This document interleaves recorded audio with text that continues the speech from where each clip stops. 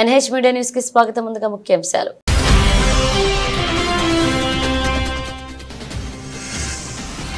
అసభ్యకర రీతిలో పోస్ట్ పెట్టి అవమానించారంటూ మంత్రి కొండా సురేఖ కంటతడి. బీఆర్ఎస్ క్షమాపణ చెప్పాలని డిమాండ్ చేసిన మంత్రులు సీతక్క, పొన్నం ప్రభాకర్.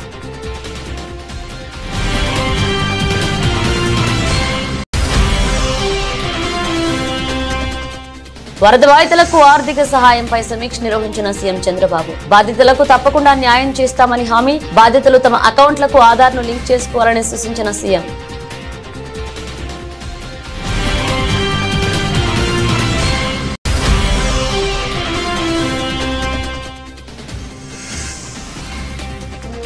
ఆసుపత్రిలో చేరిన బీఆర్ఎస్ ఎమ్మెల్సీ కవిత. కొంతకాలంగా పలు ఆరోగ్య సమస్యలతో బాధపడుతున్న కవిత.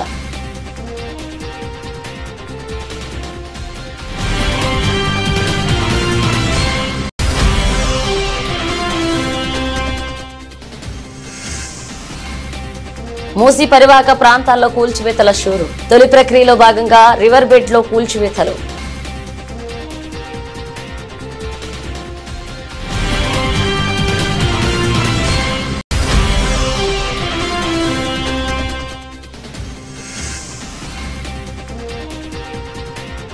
చరిత్ర సృష్టించిన టీమిండియా. టెస్టుల్లో 90 సిక్సర్ల మైలురాయిని అందుకున్న తొలి జట్టుగా అవతరణ.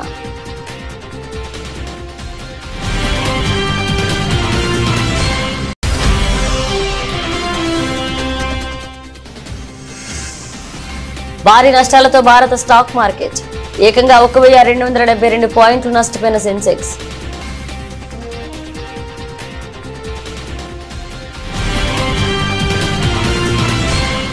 జిల్లా ఇన్ఛార్జ్ మంత్రిగా తాను మెదక్ వెళ్లినప్పుడు చేనేత కార్మికుల సమస్యలను చెబుతూ బీజేపీ ఎంపీ రఘునందన్ రావు గౌరవ సూచకంగా తనకు ఒక నూలు దండ వేస్తే దాన్ని బీఆర్ఎస్ సోషల్ మీడియా అసభ్యకరంగా ట్రోల్ చేసిందంటూ మంత్రి కొండా సురేఖ కన్నీళ్లు పెట్టుకున్నారు. ఈ ట్రోలింగ్ చూసి గడిచిన 2 రోజులుగా తనకు అన్నం సహించడం లేదని, నిద్ర పట్టట్లేదని ఆవేదన వ్యక్తం చేశారు. గాంధీ భవన్లో మీడియా సమావేశంలో మాట్లాడిన ఆమె కేటీఆర్, హరీష్ రావు ఇంట్లో ఆడవాళ్లపైన ఇలాంటి ట్రోలింగ్ చేస్తే వారికి ఎలా ఉంటుందని ప్రశ్నించారు. రఘునందన్ రావు తనకు సోదర సమానుడని, ఆయన తనకు ఫోన్ చేసి బాధపడ్డారని వెల్లడించారు. తనపై అసభ్యకరంగా పెట్టిన పోస్టులో డీపీ హరీష్ రావు ఉందన్నారు. తనపైన జరిగిన ట్రోలింగ్ కు హరీష్, కేటీఆర్లు క్షమాపణ చెప్పాలన్నారు. మరొక వైపు తిమ్మాపూర్ మండలం మహాత్మానగర్ లో సీతక్క మాట్లాడుతూ మంత్రి కొండా సురేఖను ట్రోల్ చేస్తూ బీఆర్ఎస్ పార్టీ వారు సోషల్ మీడియాలో అసభ్యంగా పోస్టులు పెట్టారని, అందుకు ఆ పార్టీ వారు సురేఖకు బేషరతుగా క్షమాపణ చెప్పాలని డిమాండ్ చేశారు. కొండా సురేఖపై పోస్టులు పెట్టిన వారిని పార్టీల నుంచి బహిష్కరించాలని మంత్రి పొన్నం ప్రభాకర్ డిమాండ్ చేశారు. ఒక గౌరవప్రదమైనటువంటి మంత్రి అయిన నన్ను కూడా ఈరోజు అసభ్య పదజాలంతో సోషల్ మీడియాలో ట్రోల్ చేయడం అనేది, ట్వీట్ చేయడం అనేది నేను జీర్ణించుకోలేకపోతూ ఈరోజు ఈ వేదిక మీద నుంచి టీఆర్ఎస్ నాయకులను, కేటీఆర్ ని, హరీష్ రావుని, కేసీఆర్ ని అందరినీ ఒకటే ప్రశ్నిస్తా ఉన్నాను. మీ ఇంట్లో ఆడవాళ్ళు ఉన్నారు, ఇదే పద్ధతిలో మీ ఇంటి ఆడవాళ్ల మీద ట్రోల్ చేస్తే ఏ విధంగా ఉంటుందో ఒక్కసారి ఆలోచించాల్సిన అవసరం ఉన్నది.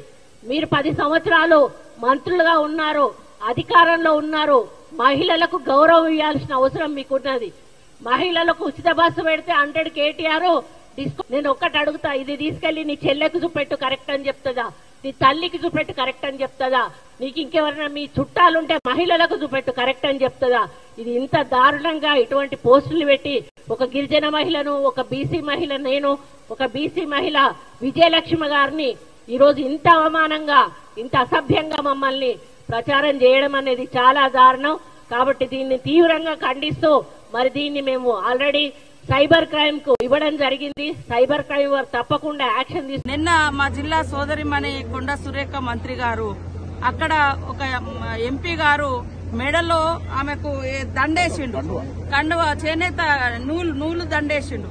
దాన్ని షాదీ కళ్యాణం లక్ష్మి పంచిర్రు అని ఇట్లా అట్లని ఒక సెటైర్లు. ఎంత దారుణం అంటే ఆడవాళ్ళంగా రాజకీయాలలో ఉండాలా వద్దా, అసలు ఏం చేస్తే కరెక్ట్, ఏం చేయకుండా మా పని మేము చేసుకున్నాం, మమ్మల్ని వెంటబడి వేధిస్తోంది బీఆర్ఎస్ పార్టీ.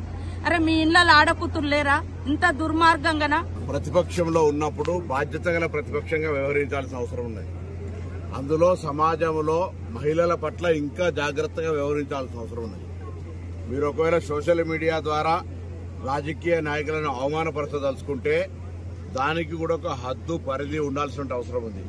కానీ ఈరోజు ఒక ఇటువంటి పొలిటికల్ యాక్టివిటీలో జిల్లా మంత్రిగా ఒక కార్యక్రమంలో పాల్గొనే సందర్భంలో మరొక ప్రజాప్రతినిధి గౌరవ సూచకంగా ఒక మాల ధరింపజేస్తే కూడా దానిపైన సెటార్లు వేసి అది అవమానపరిచే విధంగా, మొత్తం మహిళా జాతిని అవమానపరిచే విధంగా మరి పోస్టులు పెట్టి దాన్ని పబ్లిసిటీ చేస్తున్నటువంటి వాళ్ళ పట్ల తీవ్రంగా ఖండిస్తా ఉన్నాం. ఇది మంచి పద్ధతి కాదు. రాష్ట్రంలో భారీ వర్షాలు, వరదలకు నష్టపోయిన ప్రజలకు అందిన పరిహారంపై ముఖ్యమంత్రి నారా చంద్రబాబు నాయుడు సచివాలయంలో సమీక్ష చేశారు.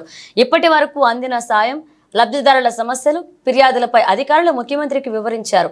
అందించాల్సిన 602 కోట్ల పరిహారం పంపిణీకి గాను 588.59 కోట్లు లబ్ధిదారుల అకౌంట్లలో జమ చేసినట్లుగా అధికారులు వివరించారు. ఇందులో రైతులకు పంట నష్టపరిహారం కింద జరిపే చెల్లింపులు 300 కోట్లు కాగా మిగిలిన మొత్తం ఇళ్లు, షాపులు మునిగి ఆస్తులు నష్టపోయిన వారికి పరిహారంగా అందిస్తున్నామన్నారు. ఇక ప్రభుత్వం బాధితుల అకౌంట్లకు నగదు డీడీటీ పద్ధతిలో అందించగా అందులో 97% మంది లబ్ధిదారులు అకౌంట్లకు పరిహారం జమ అయిందని అధికారులు వివరించారు. అయితే 22,185 మంది లబ్ధిదారులకు సంబంధించి బ్యాంక్ అకౌంట్ల లోపాలు, సాంకేతిక సమస్యల కారణంగా నగదు జమ అవ్వలేదని అధికారులు వివరించారు.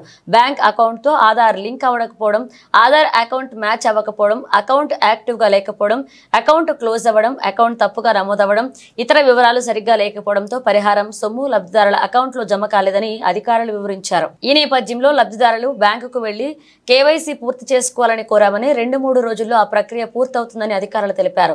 బ్యాంక్ అకౌంట్లకు మరొకసారి డబ్బులు బదిలీ చేశామని, ఈ రోజు సాంకేతిక సమస్య పరిష్కరించుకున్న వారి అకౌంట్లలో డబ్బులు జమ అయ్యాయని వివరించారు. సాంకేతిక సమస్యలు పరిష్కరించి ప్రతి ఒక్కరికి పరిహారం అందజేయాలని, ఏ ఒక్కరూ అసంతృప్తితో ఉండడానికి వీల్లేదని అధికారులకు సీఎం సూచించారు. అర్హులు ఎవరికి సాయం అందకుండా ఉండేందుకు అవకాశం ఉండకూడదని సీఎం స్పష్టం చేశారు. ఇప్పటికీ కొంతమంది పరిహారం కోసం దరఖాస్తు చేసుకుంటున్నారని, వాటిని పరిశీలించి అర్హత ఉంటే ప్రభుత్వం నుండి సాయం అందజేస్తున్నామని అధికారులు తెలిపారు. అర్హులుగా ఎంపిక ఎవరికైతే డబ్బులు వారి అకౌంట్లలో పడలేదో వారు సచివాలయ సిబ్బంది ద్వారా సమస్య పరిష్కరించుకోవాలని ప్రజలను కోరుతున్నామని అధికారులు తెలిపారు. వచ్చే శుక్రవారం నాటికి అన్ని సాంకేతిక సమస్యలు పరిష్కరించి పూర్తి స్థాయిలో పరిహారం పంపిణీ పూర్తి చేయాలని సీఎం అధికారులను ఆదేశించారు. వాహనాలకు బీమా చెల్లింపు, రుణాల రీషెడ్యూల్, అర్బన్ కంపెనీ ద్వారా ఎలక్ట్రానిక్ వస్తువుల రిపేర్ వంటి అంశాలపై అధికారులు ముఖ్యమంత్రికి వివరించారు. సమీక్షలో మంత్రులు నారాయణ, అనగాని సత్యప్రసాద్, పలు శాఖల ఉన్నతాధికారులు పాల్గొన్నారు. మూసీ పేరిట ఢిల్లీ పెద్దలకు 25,000 కోట్లు ఇచ్చేందుకే 1,50,000 కోట్లతో మూసీ సుందరీకరణ చేస్తారని సీఎం రేవంత్ రెడ్డి ఆరాటపడుతున్నారని బీఆర్ఎస్ వర్కింగ్ ప్రెసిడెంట్ కేటీఆర్ మండిపడ్డారు. కోట్ల విలువ చేసే ఆస్తులకు డబుల్ బెడ్రూమ్ ఇండ్లను పరిహారంగా ఇవ్వాలనుకోవడం కాంగ్రెస్ సర్కార్ దుర్మార్గమైన చర్యలకు నిదర్శనమని నిప్పులు చెరిగారు. రెక్కల కష్టం చేసి కట్టుకున్న ఇండ్లను కూల్చివేసేందుకే వస్తున్న రేవంత్ రెడ్డికి ఆడబిడ్డల ఉసురు తగులుతుందని ఆగ్రహాన్ని వ్యక్తం చేశారు. మూసీ పరివాహక ప్రాంతాలైన హైదర్గూడలోని లక్ష్మీనగర్, బహదూరపురాలోని కిషన్ బాగ్ ప్రాంతాల్లో మాజీ మంత్రులు సబితా ఇంద్రారెడ్డి, జగదీశ్వర్ రెడ్డి, మహమ్మద్ అలీ, బీఆర్ఎస్ ఎమ్మెల్యేలు, ఎమ్మెల్సీలు, నాయకులతో కలిసి కేటీఆర్ సోమవారం పర్యటించారు. మూసీ వెంట మార్కింగ్ జరుగుతున్న ప్రాంతాలను పరిశీలించి బాధితుల గోడు విన్నారు. పేదల ఇండ్లను మూసీలో కలిపే సుందరీకరణ ఎందుకు అని ప్రభుత్వాన్ని ప్రశ్నించారు. సీఎం సీటును కాపాడుకునేందుకు రేవంత్ రెడ్డి ఢిల్లీ పెద్దలకు 25,000 కోట్ల నజరానా ఇచ్చేందుకే 1,50,000 కోట్లతో మూసీ సుందరీకరణ ప్రాజెక్టు కోసం ప్రయత్నాలు చేస్తున్నాడని విమర్శించారు. త్రినాథ్ ఒక మాట చెప్పిండు, మీరు వినాలా. ఆయన ఏమన్నాడు? December 7th నాడు కాంగ్రెస్ గవర్నమెంట్ వచ్చింది, January 14 నాడు నాకు బిల్డింగ్ పర్మిషన్ వచ్చింది, ఆ తర్వాత నేను ఇల్లు కట్టుకున్నాను. ఇప్పుడు సెప్టెంబర్ మాసంలో ఉన్నాము, నేను ఇల్లు కట్టుకున్నాను, అలా పోయినాను, లోన్ తెచ్చుకున్నా, పర్మిషన్ ఇచ్చిండ్రు, రిజిస్ట్రేషన్ అయ్యింది. మరి కాంగ్రెస్ ఓడే పర్మిషన్ ఇస్తాడు, కాంగ్రెస్ ఓడే రిజిస్ట్రేషన్ చేస్తాడు, మళ్ళీ కాంగ్రెస్ ఓడే కూలగొడతా అంటే వాళ్ళకి తెలుస్తున్నా అన్న ఏం చేస్తున్నారు అనే మాట వారు అడిగినారు. నిజంగా కూడా ఈరోజు ఒక్క త్రినాథ్ సమస్యనే కాదు, నిన్నగాక మొన్న నేను చూసిన 3 రోజుల కింద రిజిస్ట్రేషన్ అయింది, సరిగ్గా 3 రోజుల కిందట. 3 రోజుల తర్వాత హైడ్రా వచ్చి ఆ ఇల్లు కూలగొట్టింది. ఇవాళ ఈ ప్రభుత్వానికి కనీసం ఎడమ చేయికి తెలుస్తుందా, కుడి చేయి ఏం చేస్తుందో? ఒక శాఖనేమో రిజిస్ట్రేషన్ చేస్తుంది, మరొక శాఖనేమో వచ్చి కూలగొడుతుంది. అంటే రేవంత్ రెడ్డి గారి ప్రభుత్వం, కాంగ్రెస్ ప్రభుత్వం ఎంత దయనీయమైన పరిస్థితిలో, ఎంత అన్ఫిట్ సీఎం అనుకున్నాడో దాన్ని బట్టే మనం చెప్పొచ్చు. సిగ్గు అని చెప్పక తప్పది ఈ ప్రభుత్వానికి. మీ అన్ని ఇలా వచ్చి మూసీ మీద పడ్డాడు. ఎందుకో తెలుసా? కుర్చీ కాపాడుకోవడానికి ఢిల్లీకి 1,50,000 కోట్ల రూపాయలలో ఢిల్లీకి ఒక 25,000 కోట్ల మూటను ఢిల్లీ కాంగ్రెస్ కు పంపడానికే మీ అందరినీ ఇవాళ ఇక్కడ నుంచి తరిమేసే ప్రయత్నం చేస్తా ఉన్నాడు. దేవుడిని రాజకీయాల్లోకి లాగొద్దని తిరుమల లడ్డూలో కల్తీ అంశంపై ఏపీ ప్రభుత్వానికి సుప్రీంకోర్టు తలంటూ అంటున్న నేపథ్యంలో ఏపీ సీఎం చంద్రబాబుపై మాజీ ఎంపీ మార్గాని భరత్ కీలక వ్యాఖ్యలు చేశారు. హిందూ సమాజానికి చంద్రబాబు బేషరతుగా క్షమాపణ చెప్పాలని డిమాండ్ చేశారు. బాధ్యతాయుతమైన పదవిలో ఉన్న వ్యక్తి ఈ రకంగా మాట్లాడితే పారదర్శకత ఏముంటుందని ప్రశ్నించారు. తూర్పు గోదావరి జిల్లా వైసీపీ కార్యాలయంలో మంగళవారం నిర్వహించిన మీడియా సమావేశంలో మార్గాని భరత్ మాట్లాడారు. తిరుమల లడ్డూ వివాదంపై వైఎస్ జగన్ ఏ అంశాల గురించి మాట్లాడారో అవే అంశాలను సుప్రీంకోర్టు ప్రస్తావించిందని గుర్తు చేశారు. చివరకు సత్యమే గెలుస్తుందని అభిప్రాయం వ్యక్తం చేశారు. శ్రీవారి లడ్డూపై చంద్రబాబు చేసిన ఆరోపణలపై హిందూ సమాజానికి బేషరతుగా క్షమాపణ చెప్పాలని డిమాండ్ చేశారు. నిన్న సుప్రీంకోర్టు కూడా క్లియర్గా అంశం అయితే దేవుణ్ణి రాజకీయాల్లోకి లాగవద్దనే ఒక అంశం. ఇది కాకుండా మీ దగ్గర ప్రైమా ఫేసీగా పూర్తి స్థాయి సమాచారం లేకోకుండా మీడియాకి ఎట్లాగా తీసుకొస్తారనేది ఇంకొక అంశం.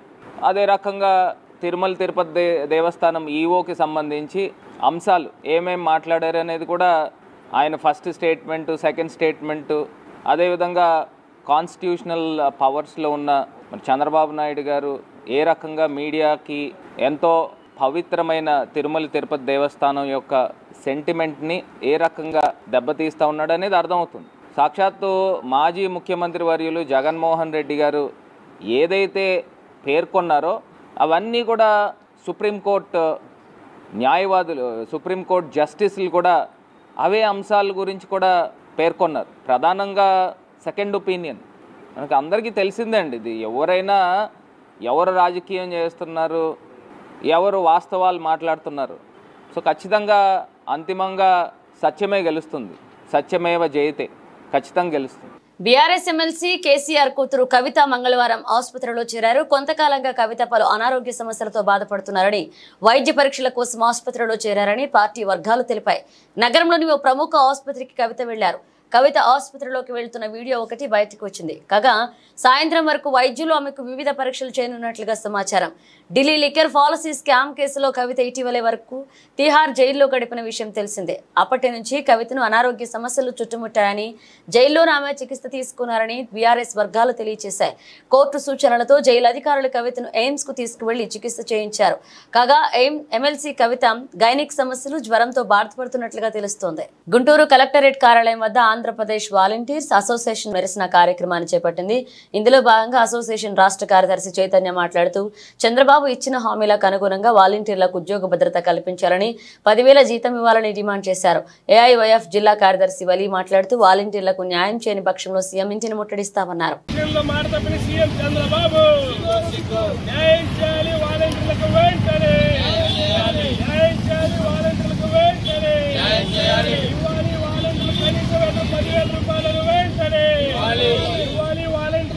చంద్రబాబు ఇచ్చిన హామీ 10,000 రూపాయలు వెంటనే ఇవ్వాలి. సీఎం చంద్రబాబు ఇచ్చిన 10,000 రూపాయల హామీని వెంటనే పోరాడతాం. వాలంటీర్లకు న్యాయం జరిగేంత వరకు పోరాడతాం.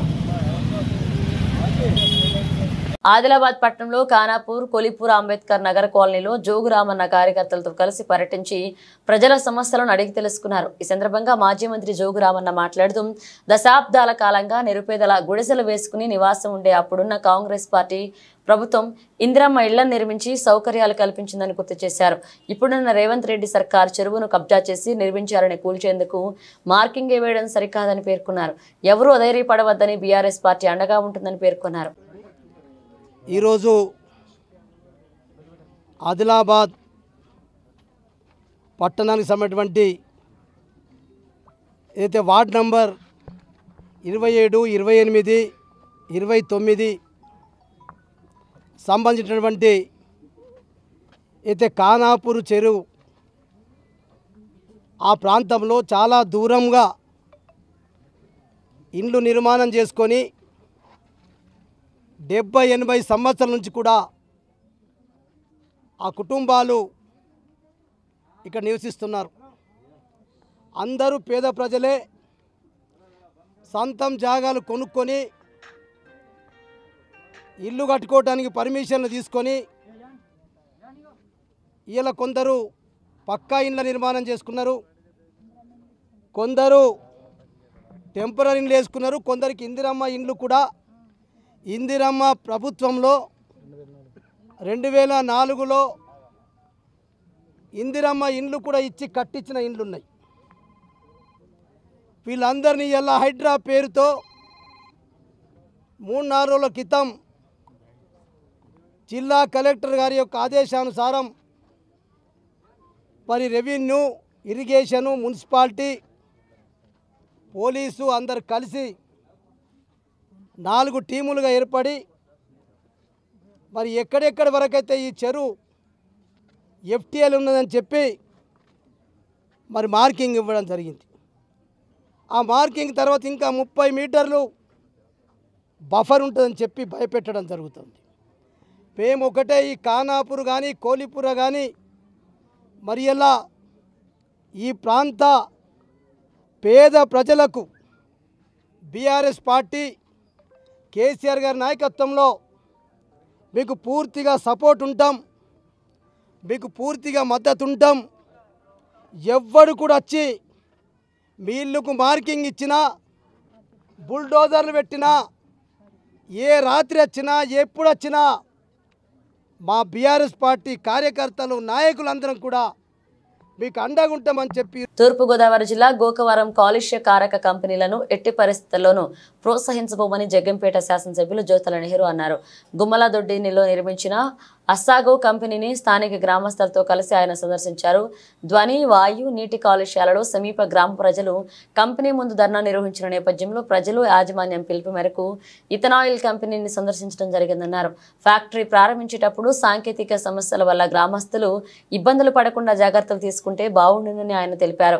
రాష్ట్రంలో నూతన ఫ్యాక్టరీల ఏర్పాటుకు చర్యలు తీసుకోవడంతో పాటుగా ఫ్యాక్టరీల వల్ల సమీప గ్రామ ప్రజలు ఇబ్బందులు పడకుండా చూడాల్సిన బాధ్యత తమపై ఉందన్నారు. ఏదైతే అసాగో ఇండస్ట్రీ అంటే ఇథనాల్ తయారు చేసేటటువంటి ఫ్యాక్టరీ నిర్మాణం జరిగిందో ఈ ప్రభుత్వ టైంలో దాన్ని గతంలోనే ప్రారంభోత్సవం చేశారు. కానీ అది పనిచేయడం మొదలుపెట్టినటువంటి పరిస్థితి ఇప్పుడు కలిగింది. ఏదైతే గత 20 రోజుల్లోనూ 20 రోజుల్లో ఈ పనిచేయడం మొదలెట్టిందో అక్కడి నుంచి ప్రజల్లో ఒక ఆందోళన బయలుదేరింది. గతం నుంచి నిర్మాణం దగ్గర నుంచి ఆందోళన ఉంది. దీనివల్ల కాంగ్రెస్ పార్టీ కూడా ఒక ఉద్యమం చేసింది. ఆ రోజు కూడా మేము వీళ్ళకి ఏం పని లేక ఉద్యమం చేస్తున్నారు, ఇది వాస్తవం. మేము అనుకున్నాం ఒక ఇండస్ట్రీ వస్తుంది కదా మన ప్రాంతానికి, కొంతమందికి ఉపాధి కలుగుతుంది, దాని మీద ఎందుకు మనం ఇబ్బంది కలిగించాలి అని చెప్పేసాను. అదే రకంగా ప్రారంభించే ముందు కూడా మా దగ్గరకు వచ్చారు.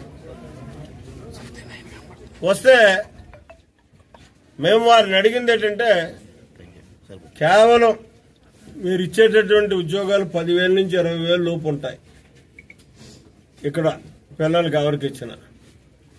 కాబట్టి బయట కాకుండా మీరు ఎన్ని ఉద్యోగాలు ఇవ్వగలిగితే అన్నీ కూడా ఈ గోకవరం మండలానికి సంబంధించే ఉద్యోగాలు ఇవ్వండి అని చెప్పేసి మేము అడగడం జరిగింది. సరే, అది ఒక్కొక్కరికి ఇస్తున్నారు, చేర్చుకుంటూ వెళ్తున్నారు. ఈ లోపల ఇక్కడ ఇబ్బందికర పరిస్థితులు వచ్చాయి. 4 గ్రామాల్లో ప్రజలు 20 రోజులు టైం ఇచ్చాం. ఆ 20 రోజుల్లో కూడా 70% పొల్యూషన్ లేకుండా, స్మెల్ లేకుండా, ముందు సౌండ్ అన్నారు మా వాళ్ళు. సౌండ్ గురించి తర్వాత మాట్లాడదాం. సౌండ్కి అలవాటు పడిపోతాం, డీజేలు పెడుతున్నాం, దుక్కు మాట్లాడు కొడుతుంటే వాయించినట్టే కొంత ఇబ్బంది ఉంటుంది. తర్వాత అది మనమే అలవాటు పడుతున్నాం. కానీ ఇది ప్రమాదం అయింది. ఇది ఈ గాలి పీలితే ఏమవుతుందో తెలీదు. సౌండ్ కూడా నైట్ ఆపేయాలండి. ఆ కండిషన్స్ అన్ని రేపు పెడతారు. ఇప్పుడు మా వాళ్ళు చెప్పినటువంటి అన్ని పాయింట్స్ ని కూడా అందులో రేపు కండిషన్స్ గా వస్తాయి. 20 రోజులు మాత్రం మేము టైం ఇవ్వడం జరుగుతుంది. గుడిబడి పేర్లను ప్రస్తావిస్తూ వర్ధన్నపేట ఎమ్మెల్యే కేఆర్ నాగరాజు చేసిన వ్యాఖ్యలు వివాదాస్పదంగా మారాయి. వరంగల్ పర్యటనలో భాగంగా ఆయనవోలు మండల కేంద్రంలోని కస్తూర్బా గాంధీ బాలికల పాఠశాలను ఎంపీ కడియం కావ్యతో కలిసి సందర్శించారు. ఈ సందర్భంగా ఎమ్మెల్యే నాగరాజు మాట్లాడుతూ గుడి కంటే బడి ముఖ్యం, బడుల్లో జ్ఞానం దొరుకుతుంది అని ఆలయాలు నిర్మిస్తే బిచ్చగాళ్లు ఎక్కువ అవుతారని ఎమ్మెల్యే చేసిన వ్యాఖ్యలు జిల్లాలో ప్రస్తుతం చర్చనీయాంశంగా మారింది. ఎమ్మెల్యే చేసిన వ్యాఖ్యలపైన మాదిగ కులస్తులు, హిందూవాదులు మండిపడుతున్నారు. ఇంపార్టెంట్ నాకు బడి చదివాము. ఫస్ట్ మనం బడికి పోదాం. ఎందుకంటే అంబేద్కర్ గారు చెప్పారు, నేను ఎక్కడ ప్రస్తావించినా అదే చెప్తాను. డాక్టర్ బిఆర్ అంబేద్కర్ గారు ఏం చెప్పారంటే, గుడి కంటే నేను బడికి ఎక్కువ ప్రాధాన్యత ఇస్తా. బడి కడితే విద్యావేత్తలు జ్ఞానాన్ని సంపాదించిన, ప్రపంచాన్ని చాటించేంత జ్ఞానాన్ని సంపాదించుకొని నా ప్రపంచాన్ని శాసించేంత శక్తి వస్తుంది. అదే గుడి కడితే విషయాలు తయారవుతారు. కాబట్టి నేను గుడి కంటే ఎక్కువ బడికే ప్రిఫరెన్స్ ఇస్తాను. చెప్పకుండా ఫస్ట్ బడికి తీసుకొచ్చాను, అందుకు క్షమించమ్మా. అందరి మధ్యన విద్యుత్ సర్దుబాటు పద్ధతిని రద్దు చేయాలని సిహెచ్ బాబురావు డిమాండ్ చేశారు. 7,200 కోట్ల రూపాయల విద్యుత్ సర్దుబాటు ఛార్జీల భారం మోపడానికి రంగం సిద్ధం చేసిందన్నారు. 2022-23 సంవత్సరానికి సంబంధించి వినియోగించిన విద్యుత్పై అదనపు సర్దుబాటు ఛార్జీలపై బహిరంగ ప్రకటన విడుదల చేసిన విద్యుత్ నియంత్రణ మండలిని ఆయన డిమాండ్ చేశారు. ఎన్నికలకు ముందు ఎన్డీఏ కూటమి అధికారం వచ్చిన తర్వాత మాట తప్పారన్నారు. 100 రోజుల పరిపాలన అద్భుతంగా ఉందని ఎన్డీఏ నాయకులు ప్రచారం చేసుకుంటున్నారన్నారు. 23 సంవత్సరంలో వాడుకున్న దానికి ఆ రోజు బిల్లులు కట్టేశారు. కట్టిన బిల్లులు చాలలేదు, అదనంగా ఈరోజు సుమారుగా యూనిట్కి 45 పైసల నుండి ₹3.27 వరకు మళ్ళీ అదనంగా కట్టించుకోవడానికి ప్రయత్నం చేస్తున్నారు. ఇప్పటికే కరెంటు బిల్లుల్లో 3 రకాల సర్దుబాటు ఛార్జీలు ఇప్పుడు కడుతున్నాం. ఆ సర్దుబాటు ఛార్జీల విధానమే రద్దు చేయాలని ప్రజలందరూ కోరుతూ ఉంటే మేము భారం వేయమని చెప్పి మళ్ళీ 100 రోజులు తిరక్కముందే ఈ గవర్నమెంట్ కూడా విద్యుత్ నియంత్రణ మండలి ద్వారా గతంలో వాడుకున్న దానికి వసూలు చేయటం అనేటువంటిది ఆ ప్రతిపాదనలు పెట్టడం, ఇది పూర్తిగా మాట తప్పడం తప్ప ఇంకొకటి కాదు. అంతేకాదు, గతం ఇప్పటికే విద్యుత్ భారం చాలా ఎక్కువ ఉంది. ఉన్న భారాలు తగ్గించాలి. తగ్గించకపోగా అదనంగా వేయటం అంటే అసలు ఈ విధానం ఏంటి? 2 ఏళ్ల క్రితం వాడుకున్న కరెంటుకి ఇవాళ మళ్ళీ కట్టిన బిల్ దానికి మళ్ళీ అదనంగా కట్టమనే ఈ పద్ధతే రద్దు చేయాలి. అది ట్రూ అప్ ఛార్జీలా, దానికి సర్దుబాటు ఛార్జీలా, దానికి FPPCA అని ఒక ఇంధనపు సర్దుబాటు ఛార్జీ అని ఇంకో పేరు పెట్టారు. పేరేదైనా ఒకటే, జనం దగ్గర నుంచి గుంజుకోవటమే. ఇప్పటికే ప్రతి నెల మన కరెంటు బిల్తో పాటు కడుతున్నాం. ఎన్నికల ముందు వైసీపీ ప్రభుత్వం ఈ ప్రతిపాదనని తొక్కిపట్టి ఉంచింది. ఇప్పుడు ఎన్నికలు ముగియగానే తెలుగుదేశం బయటికి తీసుకొచ్చింది. గతంలో వైసీపీ ప్రభుత్వం 2014-19లో తెలుగుదేశం తొక్కిపట్టిందని వాళ్ళు జనం మీద 3 రకాల సర్దుబాటు ఛార్జీలు వేశారు. కేంద్ర ప్రభుత్వం బీజేపీ ఈ సర్దుబాటు ఛార్జీల విధానాన్ని ప్రతి నెలా వసూలు చేయమని వాళ్ళు ఆదేశం ఇస్తున్నారు. ఇక్కడ కూటమిగా ఉన్న ప్రభుత్వం ఇటువంటి భారాల్ని ఈరోజు మోపుతా ఉన్నారు. కాబట్టి ఇది దాదాపుగా రాష్ట్రంలో ఉన్న 2 కోట్ల మంది వినియోగదారుల మీద ఈ విద్యుత్ బాధుడు, ఉన్న బాధుడికి తోడు అదనపు బాధుడు కూడా ఈ రోజున ప్రారంభం కాబోతోంది. దీన్ని పూర్తిగా ఉపసంహరించాలని సిపిఎం తరఫున మేము డిమాండ్ చేస్తా ఉన్నాం. ఇది మాట తప్పడం తప్ప ఇంకోటి కాదు. ఇది పేరుని మాకేమీ సంబంధం లేదనొచ్చు. విద్యుత్ నియంత్రణ మండలి ద్వారా మూసీ పరివాహక ప్రాంతాల్లో కూల్చివేతలు మొదలయ్యాయి. చాదర్ఘాట్, శంకర్ నగర్ బస్తీలో కూల్చివేతలను మంగళవారం ఉదయం అధికారులు ప్రారంభించారు. RBX అని రాసి ఇళ్లు ఖాళీ చేసిన వాటిని అధికారులు కూల్చివేస్తున్నారు. ఎలాంటి అవాంతరాలు జరగకుండా భారీగా పోలీసులు మోహరించారు. దాదాపు 140 ఇళ్లు ఖాళీ అయ్యాయి. ఇళ్లు ఖాళీ చేసిన వారికి ప్రభుత్వం ఇచ్చిన హామీ ప్రకారం డబుల్ బెడ్రూమ్ ఇళ్లను కేటాయించనున్నారు. కాగా మూసీ సుందరీకరణ ప్రాజెక్టును తెలంగాణ ప్రభుత్వం చేపట్టిన విషయం తెలిసిందే. హైదరాబాద్ను వరదల నుంచి రక్షించేందుకు ఆక్రమణకు గురైన మూసీ నది పరివాహక ప్రాంతాలను పునరుద్ధరించి కాలుష్య కోరల నుంచి మూసీని కాపాడేందుకే ప్రభుత్వం మూసీ సుందరీకరణ ప్రాజెక్టు శ్రీకారం చుట్టింది. అధికారులు ముందుగా మూసీ నది FTL పరిధిని సర్వే చేశారు. అందులో దాదాపు 16,000 నివాసాలు FTL పరిధిలో ఉన్నట్లుగా తేలింది. అందులో పేద మధ్యతరగతి వారు నివసిస్తున్నారు. దీంతో ప్రభుత్వం మూసీ సుందరీకరణ ప్రాజెక్టులో భాగంగా FTL పరిధిలో నివాసాలు ఏర్పాటు చేసుకుని జీవిస్తున్న పేదలకు ఉచితంగా డబుల్ బెడ్రూమ్ ఇళ్లు ఇవ్వాలని నిర్ణయించింది. ఇక అందుకోసం ఇప్పటికే జీవో కూడా జారీ చేసింది. అయితే డబుల్ బెడ్రూమ్లు ఎవరికి ఇవ్వాలని దానిపై తాజాగా రెవెన్యూ అధికారులు సర్వే చేసి గుర్తించి ఇళ్లపై RBX రివర్ బెడ్ ఎక్స్ట్రీమ్ అని రాశారు.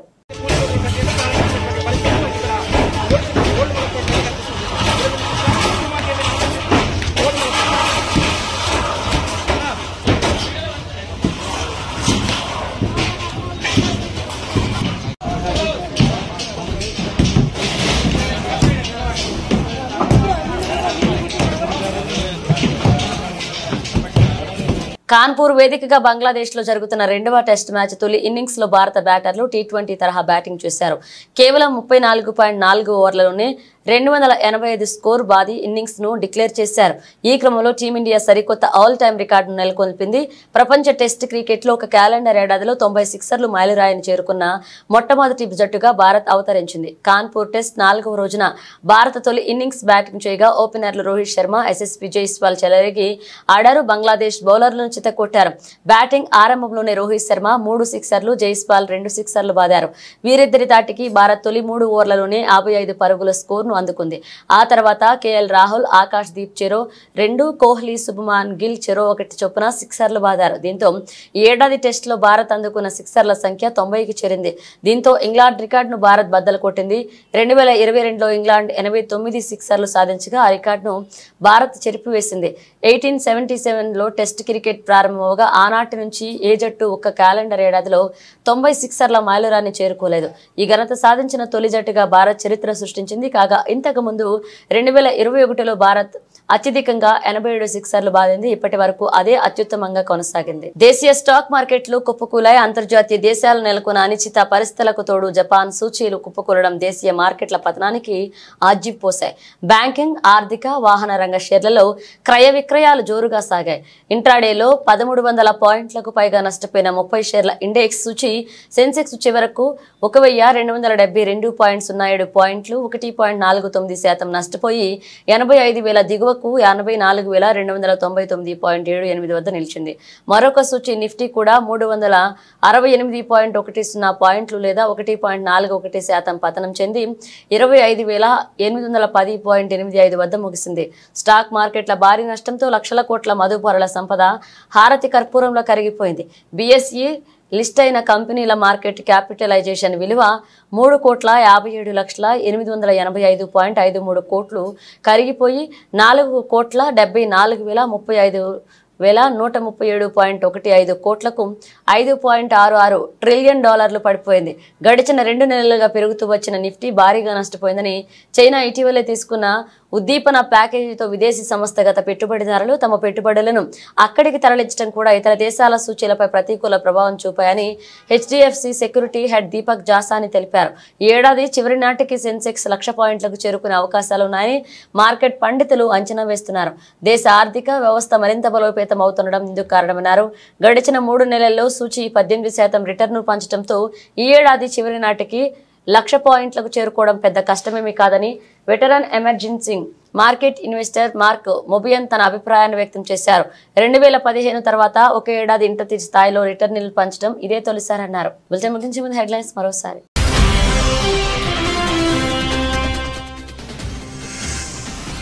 అసభ్యకర రీతిలో పోస్ట్ పెట్టి అవమానించారంటూ మంత్రి కొండా సురేఖ కంటతడి. బీఆర్ఎస్ క్షమాపణ చెప్పాలని డిమాండ్ చేసిన మంత్రులు సీతక్క, పొన్నం ప్రభాకర్.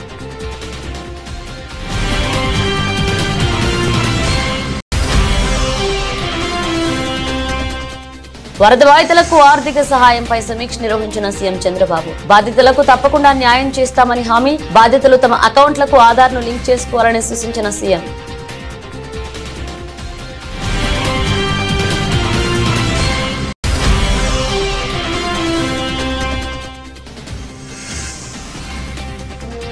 ఆసుపత్రిలో చేరిన బీఆర్ఎస్ ఎమ్మెల్సీ కవిత. కొంతకాలంగా పలు ఆరోగ్య సమస్యలతో బాధపడుతున్న కవిత.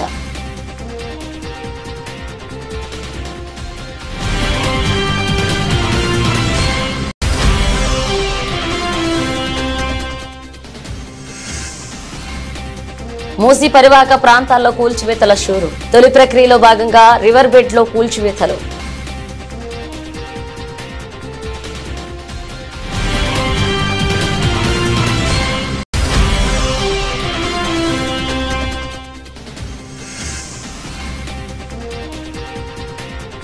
చరిత్ర సృష్టించిన టీమిండియా టెస్టుల్లో 90 సిక్సర్ల మైలురాయిని అందుకున్న తొలి జట్టుగా అవతరణ.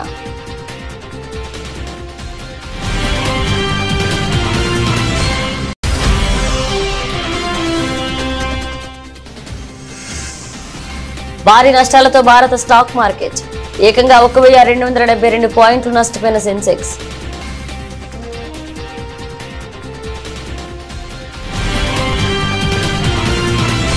ఇవి బులెటిన్ అప్డేట్స్. మరిన్ని అప్డేట్స్ తో మళ్ళీ కలుద్దాం.